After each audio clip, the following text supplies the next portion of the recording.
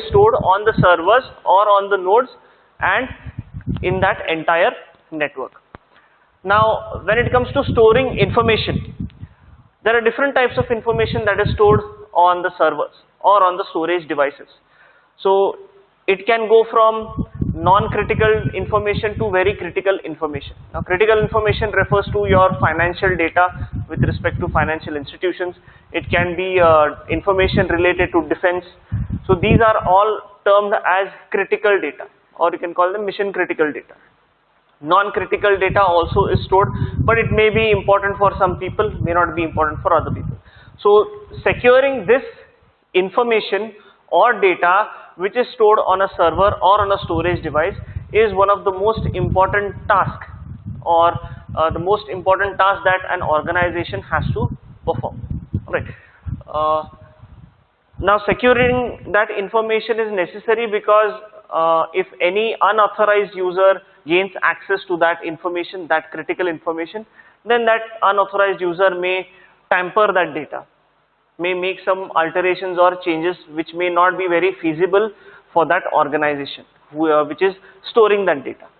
So in order to store or in order to secure the data that is stored, we need to follow a certain framework, or a certain framework has to be formed by the organization which is storing that data over a network across various servers.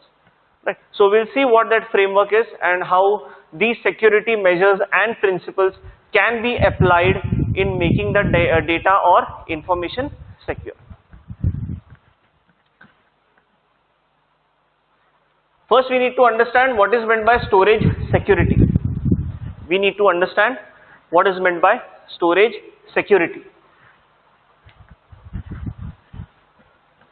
Application of security principles and practices to storage networking. Now, this storage framework consists of several security principles and practices, some rules and some accepted practices which are involved, and these principles and practices are applied to all the storage devices across the network and security is established. Focus on storage security, secured access to information. Storage security begins with building a framework. So the security of this information begins by building a certain framework. So this is how it is. This is networking and storage combined together, and this is put inside that security domain. Right? This is what in that security framework. So what is that framework? What are the different types of security principles that we can apply? What are the different ways in which an unauthorized user can access critical information? All that we'll be covering in this unit.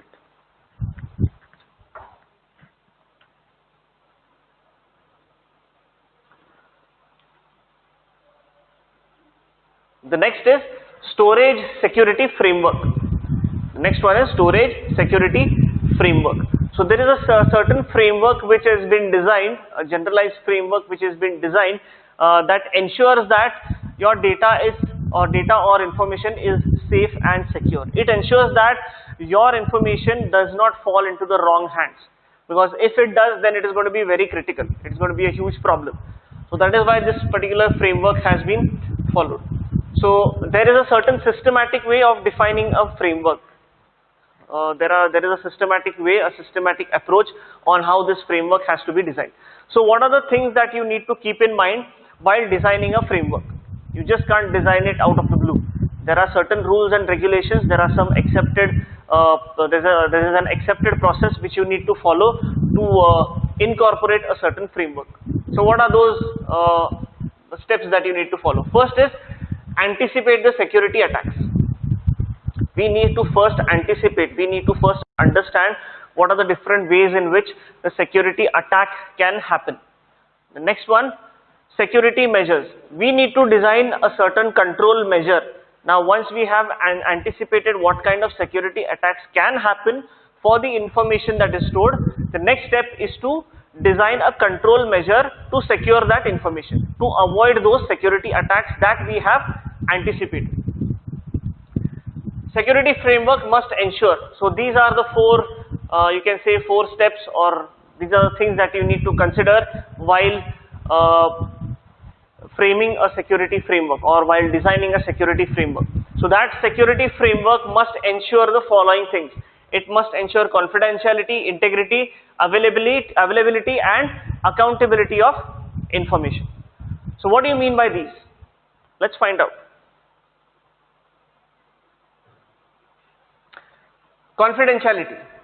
What do you mean by confidentiality? Your security framework that you have designed, it ensures confidentiality of data or information. It provides the required secrecy of information. When we say that a certain piece of information is confidential, what does that mean? It has to be kept secret. Only the user that is intended to see that information should be able to view and access that information. Like for example, military data.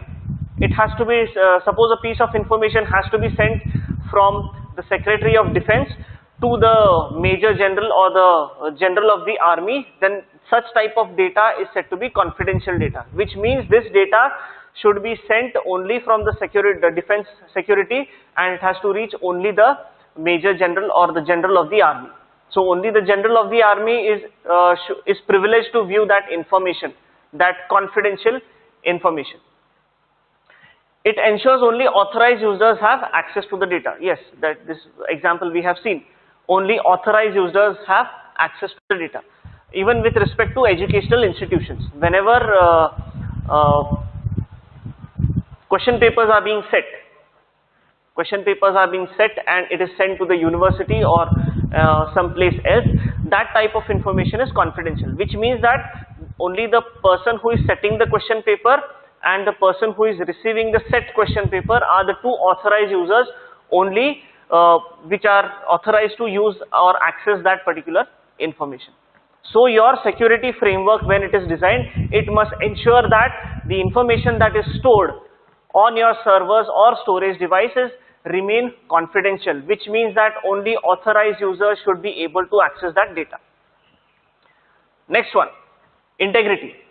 What does that mean? It ensures that the information is unaltered. Suppose you have a piece of information, your security framework must ensure that the information that is shared across the network, whether that information is stored or whether that information is in transit. So there are two ways in which information can be compromised. The information that is in transit, that is moving from one place to another place, and the information that is stored. So both these types of information should remain unaltered. There should not be any change which is made by unauthorized users using some security attack. This is what is meant by integrity. Integrity means that the information that is being sent or which is being stored, it should remain intact. It should remain intact. Availability ensures that authorized users have reliable and timely access to data. So when information is stored on storage devices or some servers, it has to be available to authorized users at any given point in time. So this is what is meant by reliable and timely access to data. So your security framework must ensure complete availability of data. That data which is stored has to be reliable and it has to be available all the time to authorized users. Accountability. Accounting for all the events and operations that take place in data center infrastructure that can be audited or traced later. Now, for example, the example for accountability that can be given is, suppose I am accessing a certain server or a storage device. I'll be accessing that server or storage device using some credentials like my user ID and password. So when that particular server is pinged, when that storage device is accessed using my username and password, that information, my username, will be logged onto a certain machine or it will be stored in a certain text file, which means if that particular data is altered by me, then using that log, that organization or people will be able to trace who has accessed that information or who has altered that piece of information. This is what is called accountability. So if I am accessing a certain piece of information over a server, then I am accountable for that. And how is that accountability maintained? with the help of my credentials. My credentials are stored in a certain file like my username and the time of access and the place of access, and even maybe the IP address from which that server is accessed also may be stored. So accountability is also one such factor which must be ensured by your security framework. So whenever you design a security framework for the information that is stored on your machine, all these things need to be considered: confidentiality, integrity, availability, and accountability. So these 4 factors need to be ensured by your security framework.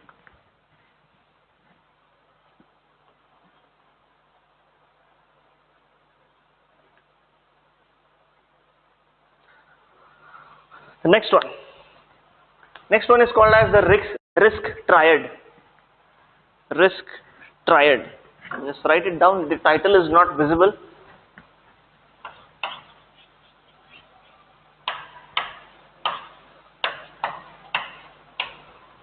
Risk triad. Okay. So the topic is understanding security elements.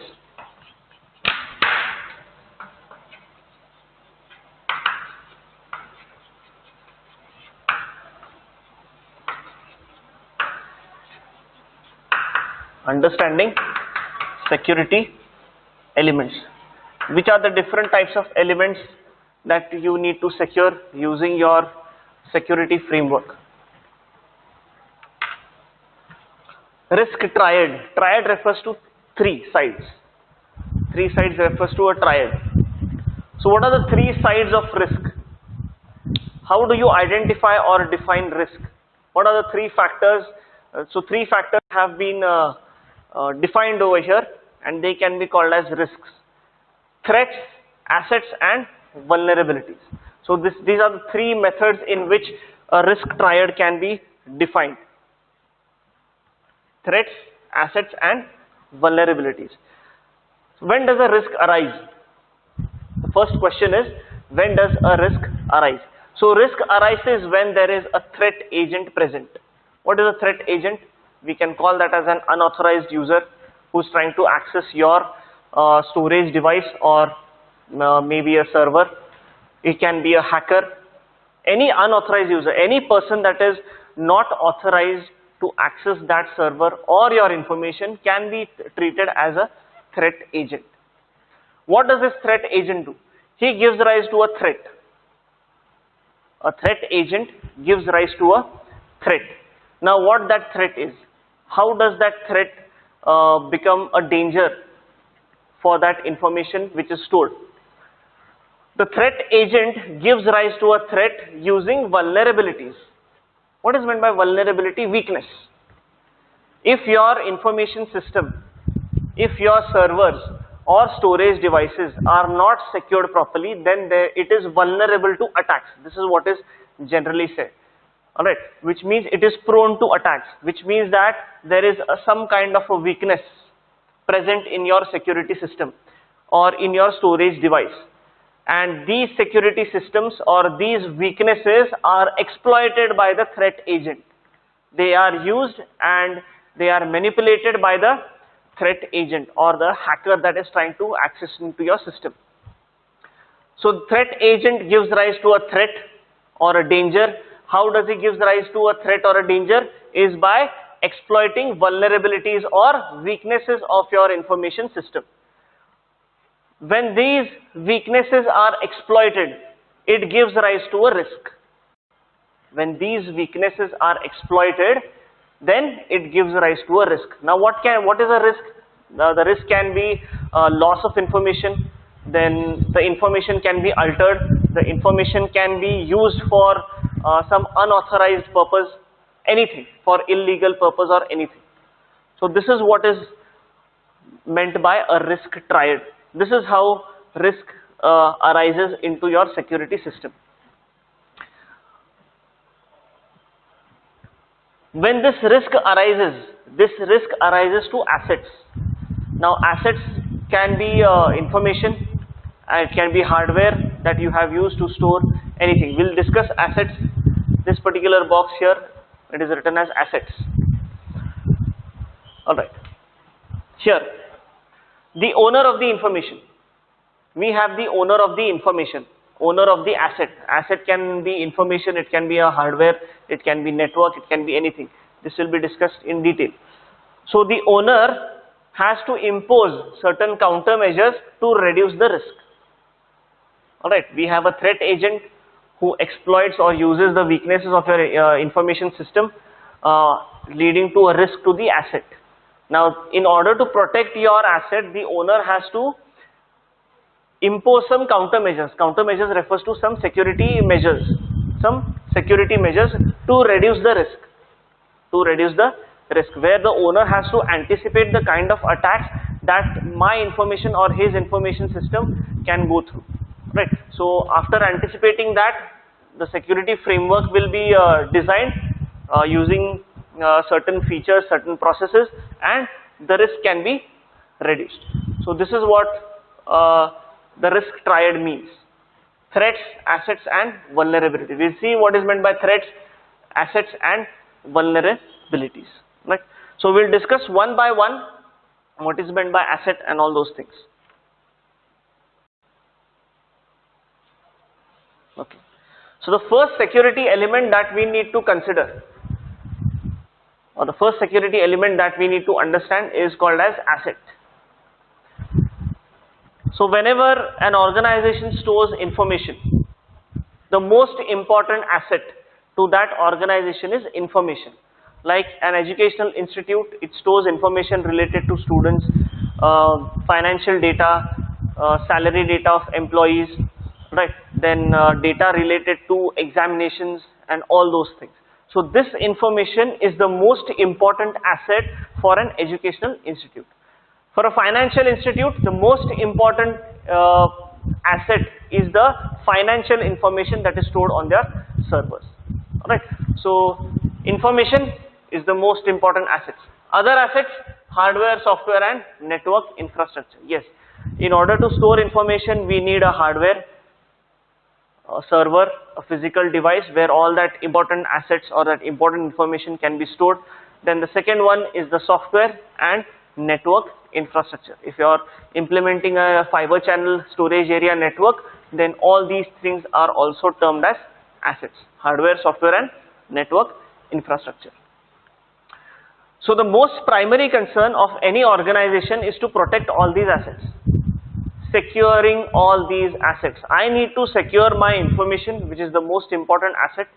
I need to secure my hardware, the software, and also my network infrastructure, the networking which is done.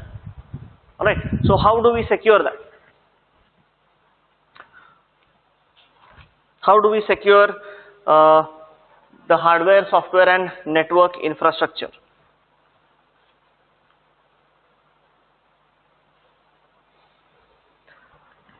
We need to employ certain security mechanisms. To protect our assets, we need to employ certain security mechanisms. So what are the things that we need to consider while using some security mechanism? The first point: it must provide easy access to information assets for authorized users. So I am an authorized user of the information that is stored on the server. Now I must have easy access to it. How do I have access to it? I have certain login credentials or access credentials, like my username and password. The person who doesn't possess username and password can be termed as an unauthorized user. Next, make it very difficult for potential attackers to access and compromise the system. The first point in security measure is that data must be easily available for authorized users. The second most important point is that the data should not be very easily available, or it must be very difficult for unauthorized users or potential attackers to access the data. Any person who probably doesn't possess the username and password of a particular system can be termed as a potential threat or a potential attacker, or you can call him as an unauthorized user. Should only cost a small fraction of the value of protected asset, should cost a potential attacker more in terms of money and time. Right. So whenever you implement a security mechanism, the cost of that security mechanism should be less compared to the value of the protected asset. Now, the cost of the security mechanism should not be higher or should not increase than the kind of asset that you are trying to possess, and should cost a potential attacker more in terms of money and time. Your security mechanism that you have imposed, it should be so difficult for the potential attacker that he loses a lot of money and time in hacking your particular system. It has to be so secure, right? So this is how you protect your assets. Any other way in which can we protect assets? Like for example, each one of us uses a laptop or a desktop at home. How do we protect it? It has hardware, it has software, it also has assets like information. You have so many different types of information stored on your laptop or your desktop. It has hardware as well, it has software as well, and it has information. So with respect to information that is stored on the computer, probably you use some folder lock software which is secured with the help of a password. Then the software that is running on the hardware, like your Windows operating system, how do you make it secure? We use an antivirus. How do you make your hardware safe? You keep it safe in your laptop bag, you keep it in the cupboard. This is the way, these are the security measures that you employ to protect or safeguard your laptop or your desktop. It is everything, hardware, software and information. So the information present on your computer, you secure it using some folder lock softwares, right? And Windows operating system, you secure it using an antivirus. And also your hardware, you safeguard it using by keeping it in a cupboard or in a lock safely somewhere. Alright. One more thing to be considered with respect to security is that you need to constantly upgrade your softwares or hardwares. So hardware and software upgradation is also very much necessary when it comes to securing your information system. Like antivirus updates are also there. With respect to mobile phones also, whenever you're using, the companies send regular updates. So the regular updates are actually generally always with the help of, with respect to security. So security updates are always sent by companies, by mobile phone companies, and which make your device more and more secure. So constant upgrades to your hardware, software and your network infrastructure is going to protect your most important asset, that is information.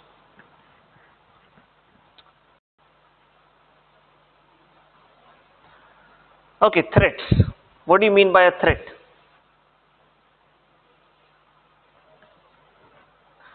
Threat refers to a potential attack that can be carried out on an IT infrastructure. So whenever an unauthorized user or a threat agent performs an attack, that can be called as a threat. A potential threat agent gives rise to threats. That threat can be carried out on IT infrastructure. What is IT infrastructure? Software, hardware, network infrastructure. All these things refer to your IT infrastructure. Your server refers to your hardware. The software that is running on that, like an operating system, can be termed as a software, and your networking infrastructure. All these three things include IT infrastructure. So there are two types of threats: passive attacks and active attacks. What are passive attacks? Attempts to gain unauthorized access into the system and threats to confidentiality of information. So whenever a threat agent tries to attempts to gain unauthorized access into your system, it is termed as a passive attack. Or whenever there is a threat to confidentiality of information, whenever a user, suppose a data which is in transit, like from moving from one server to another server or one storage device to another storage device, it is called as a data which is in transit. So this data which is in transit, this data which is moving, if it is stopped in between, or if it is attacked during that transit, then the confidentiality of information is leaked.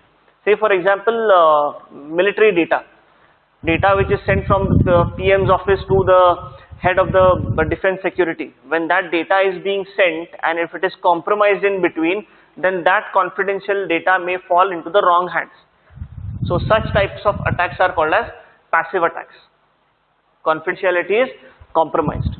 So whenever data is being is sent in transit, or whenever data is being sent from one place to another place, the best way to send it is by encryption. Encrypt it, send it, the receiver will decrypt it and use it. Next, active attacks. It refers to data modification, denial of service and repudiation attacks. Threats to data integrity and availability. So these type of attacks or active attacks, they are threat to data integrity and availability. Data integrity means, we have already discussed it, which means that the data doesn't remain intact. The data is altered by unauthorized users. And availability. So this availability is a threat that arises from denial of services. Now what is denial of service? Denial of service refers to the fact when an unauthorized users have access to your computer system and they crash your hardware and software. So when they do this, when that threat agent crashes your hardware or software system, then that system or storage device will not be able to provide the user any kind of service. This is what is called as denial of service. So when the server is down, then data will not be available. Data will not be available. Data modification. So this threat, data integrity, arises out of data modification. Any attack that happens, some data is changed and then it is stored again back by unauthorized users, then data is being modified. Then we say that the data integrity is compromised. What is meant by repudiation attack?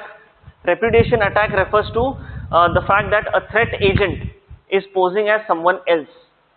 The threat agent or unauthorized user poses as an authorized user, gains access to the system and makes changes to that data.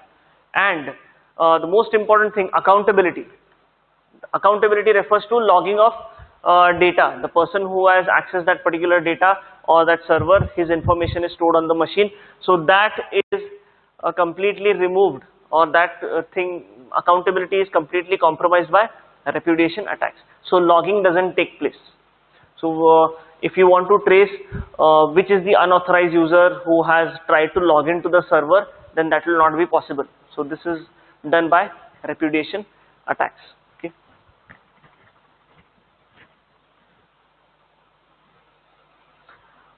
Okay. Next one, vulnerability. Vulnerability refers to weakness. Your system is vulnerable to attacks, which means that it is prone to attacks, which means there are certain weaknesses in your information system, and using those weaknesses, a threat agent can impose a security risk. Alright. Vulnerabilities can occur anywhere in the system. An attacker can bypass controls implemented at a single point in the system. Alright. There can be several points in your information system through which the attacker can enter, through which the unauthorized users can gain access. So what are those different points that we'll be discussing later? What are the different points or ways through which an attacker can enter your system?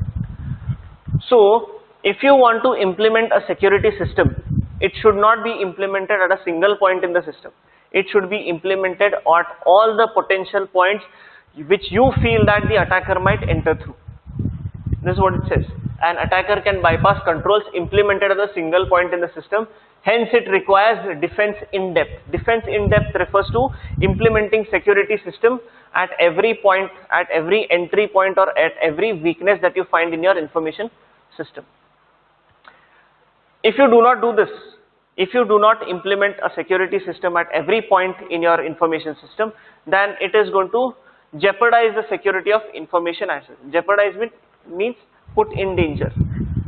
Your information system, your information assets will be in danger if you do not implement security systems at every point in your system. Loss of authentication, it is going to compromise confidentiality. Loss of a device can compromise availability. If an unauthorized users gain access to confidential information, he may use it for some bad purpose.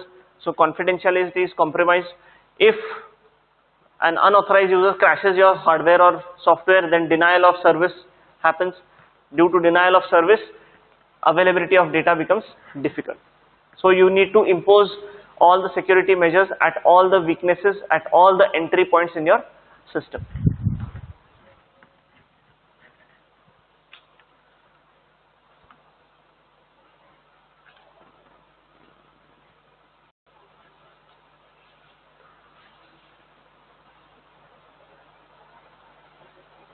Alright. Next one, understanding vulnerabilities. So there are attack surfaces, attack vectors, and work factor. So these are the vulnerabilities that can happen. The first one is the attack surface. What do you mean by attack surface? Refers to the various access points or interfaces that an attacker can use to launch an attack. So in your complete IT infrastructure, there are several access points, there are several ways or doorways through which an attacker can enter and he can compromise your entire system. So this is what is called as an attack surface. So securing the attack surface is very important. Next, attack vectors. It refers to a series of steps necessary to launch an attack.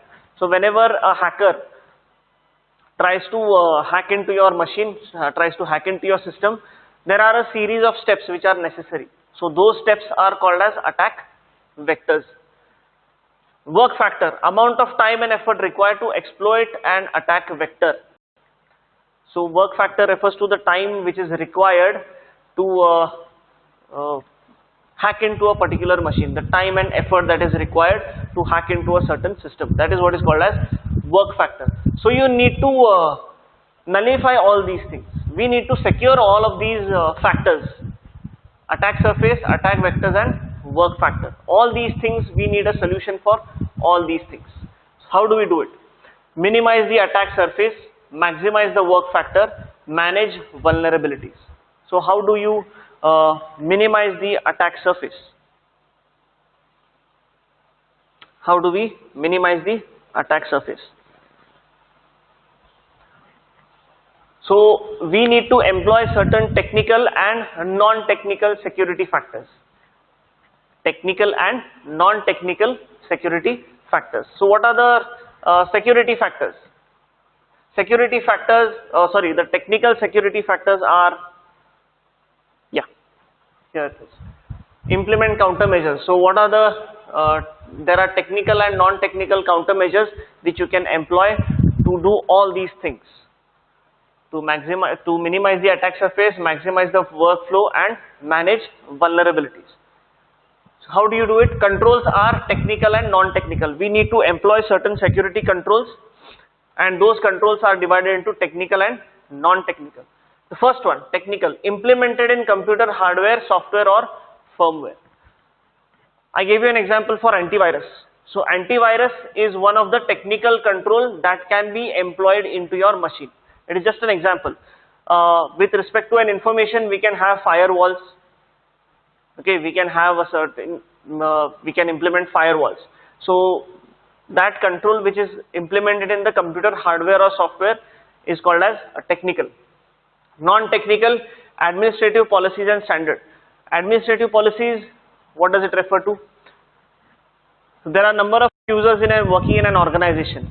Every user, all the users do not have the same privilege of accessing the information system. So different users at different hierarchies have, some may have more privileges, some may have less privileges of accessing the information system. So this is what is called administrative policy and standards. Physical guards and gates. Suppose you want to secure your hardware devices. You have switches, you have hubs, then you have servers. So if you want to secure them, we need to place them inside some physical barriers. We need to put some physical barrier. Like for example, in our college, if any one of you have seen the switches which are placed in the department, they are placed in a certain box with a lock to it. So I am securing my hardware device using a physical barrier. That is what is called as guards and gates.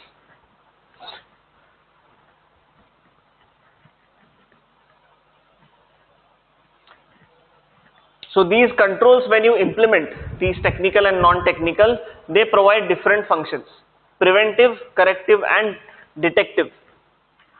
Preventive, corrective and detective.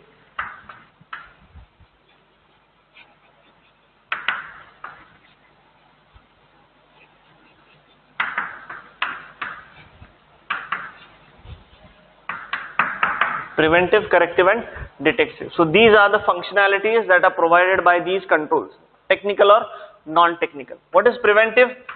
Prevention of attacks.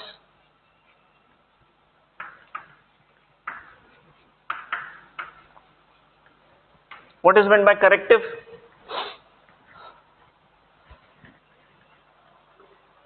Corrective, it refers to reduce the impact of the attack.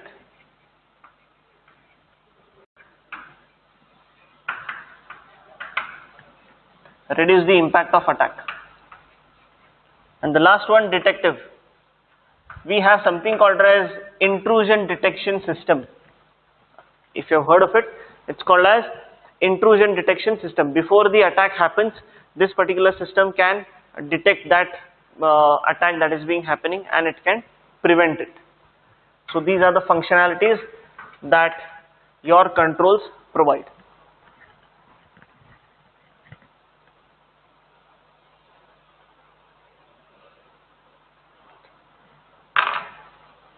The next one is called as security domains or storage security domains.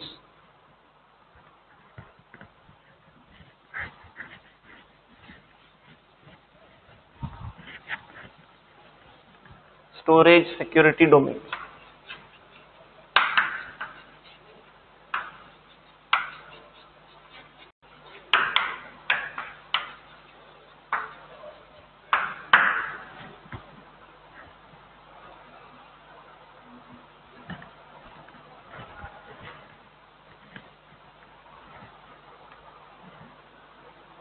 So if you look at this particular diagram, in the previous slide we have discussed about the different points or the different ways or the doorways through which an attacker can gain access to your system. So this diagram represents those access points. The attacker can have application access, he can have management access, or through backup, recovery and archive. So these are the 3 points or the 3 ways through which an attacker can enter your entire data storage. So we need to secure each of these entry points. These are called as entry points for attack, vulnerabilities, weaknesses. So we need to secure all these 3 weaknesses. The attacker might enter through applications, through user interfaces, he can have management access, he can compromise backup, recovery and archive. Right? So this is your entire data storage which is inside a storage network. So this is your IT infrastructure. So any of this can be compromised using any kind of attack. So this was just an overview of storage security or how to secure your storage environment. In the next class, we'll be discussing about storage security domain. We'll discuss how to secure application access. We'll first understand what is application access. We'll see how to secure it. We'll see what is meant by management access, how to secure it, backup, recovery and archive, how to secure this as well. So securing all these 3 entry points is a very critical task for any organization. So in the next class, we'll be discussing about all of this. Thank you.